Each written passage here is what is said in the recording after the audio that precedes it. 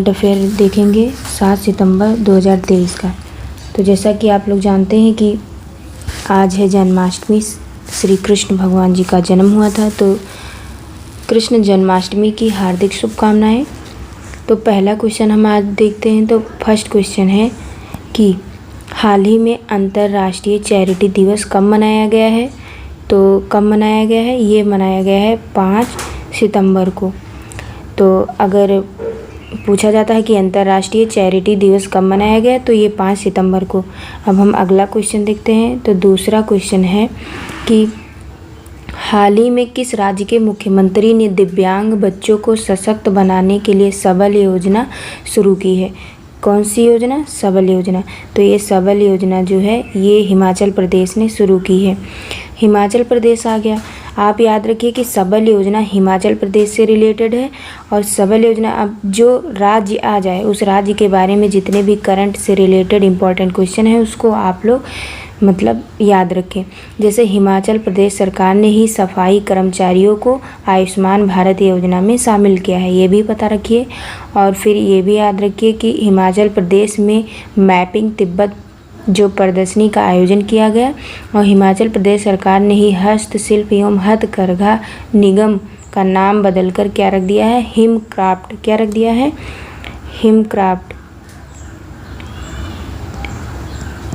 हिमक्राफ्ट ये रख दिया है। फिर है हिमाचल प्रदेश सरकार ने हस्तशिल्प एवं हथकरघा जो है इसका नाम तो ही समझ ही लिए हो।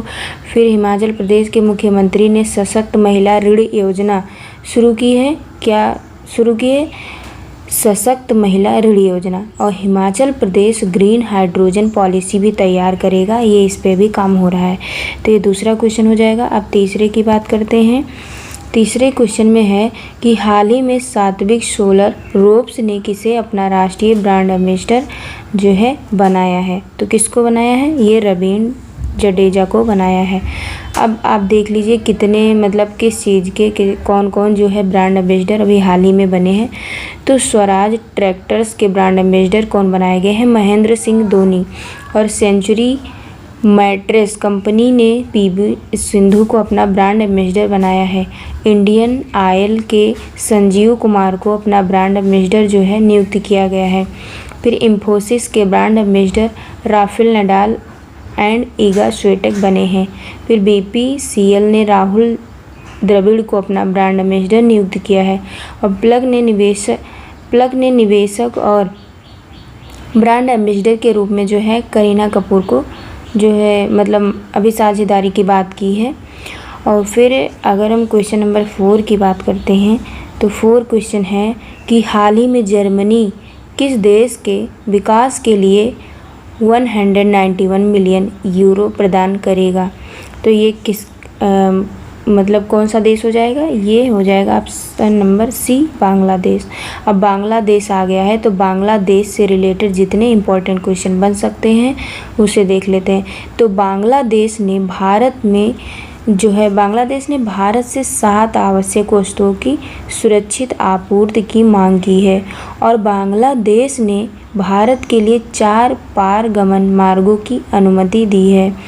बांग्लादेश के प्रधानमंत्री ने यूनिवर्सल पेंशन योजना शुरू की है। भारत ने बांग्लादेश के साथ रुपये में द्विपक्षीय व्यापार की शुरुआत की है।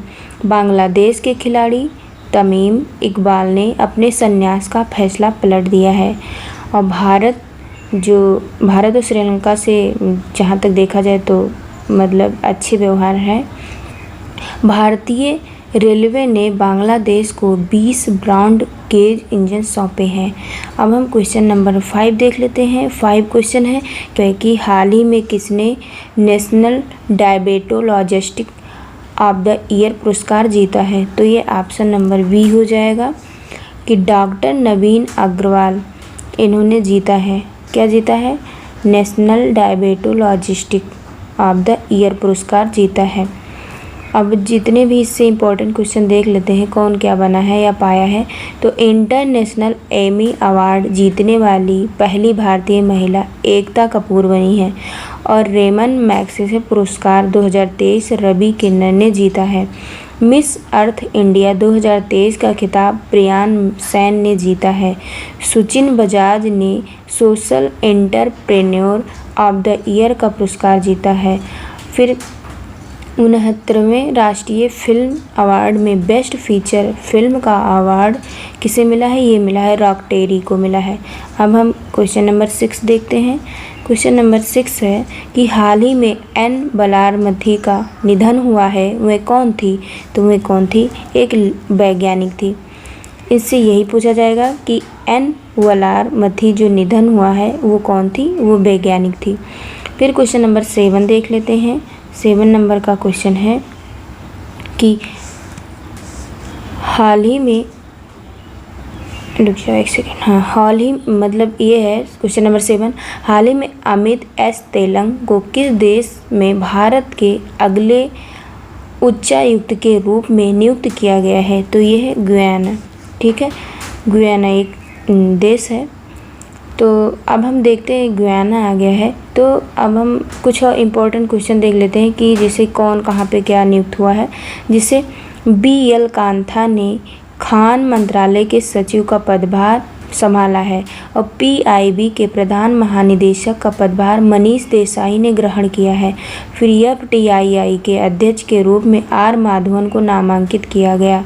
रेलवे बोर्ड की पहली महिला अध्यक्ष जया वर्मा सिन्हा बनी हैं। फिर FIDC के नए अध्यक्ष उमेश रेवंकर बने हैं। NGT के नए अध्यक्ष जयप्रकाश श्रीवास्तव बने हैं। ये हो गया क्वेश्चन नंबर 7। अब हम क्वेश्चन नंबर 8 की बात करते हैं।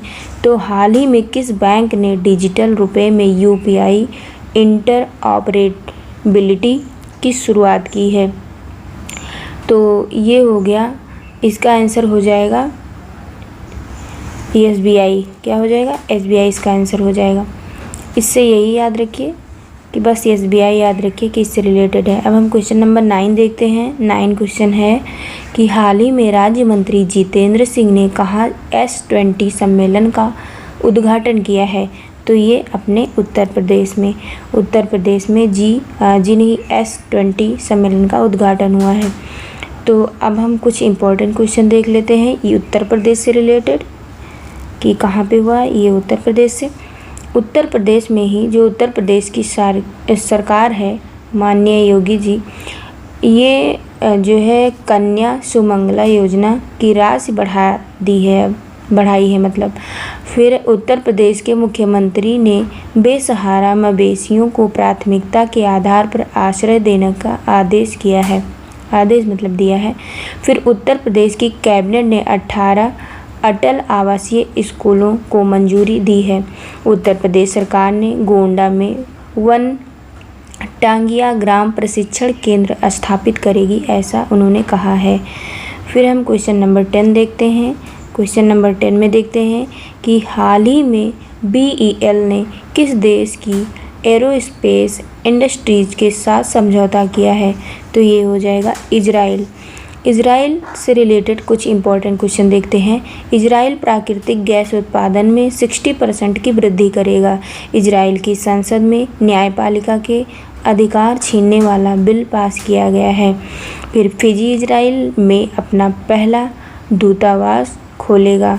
इजराइल ने नया ऑफेक 13 जासूसी सैटेलाइट अंतरिक्ष में लॉन्च किया है। अडानी ग्रुप ने इजराइल में हाइफा बंदरगाह का अधिग्रहण किया है। ये इतना इजराइल से इम्पोर्टेंट क्वेश्चन हो जाएगा। अब हम क्वेश्चन नंबर 11 देखते हैं। 11 में है कि हाल ही में JJM ने कितने करोड़ ग्रामीण परिवारों को नल कनेक्शन प्रदान करने की उपलब्धि हासिल की है? तो ये कितना हो जाएगा? ऑप्शन नंबर C, ये 13 हो जाएगा। इतने मतलब 13 उपलब्धि हासिल करी है। फिर क्वेश्चन नंबर 12 देखते हैं। 12वें नंबर का क्वेश्चन है, हाल ही में मत्स्य पालन के लिए KCC पर राष्ट्रीय सम्मेलन कहाँ आयोजित किया गया है? तो ये कहाँ? मुंबई में। ऑप्शन नंबर B सही हो जाएगा, मुंबई। अब हम कुछ इम्पोर्टेंट क्वेश्चन देखते हैं कि जैसे मैकडॉनल्ड ने भारत के पहले एयरपोर्ट ड्राइव थ्रू रेस्टोरेंट का अनावरण मुंबई में ही किया है। भारत का पहला सौंदर्य और जीवन शैली महोत्सव जो है ये मुंबई में ही शुरू किया गया है। और मुंबई के वाईकुला रेलवे स्टेशन को यूनेस्को का सांस्कृतिक विरासत पुरस्कार भी मिला है। फिर देवेंद्र कुमार उपाध्याय को बॉम्बे हाई कोर्ट का मुख्य न्यायाधीश नियुक्त किया गया है। अब हम क्वेश्चन नंबर 13 देखते हैं। 13 नंबर का क्वेश्चन है कि हाल ही में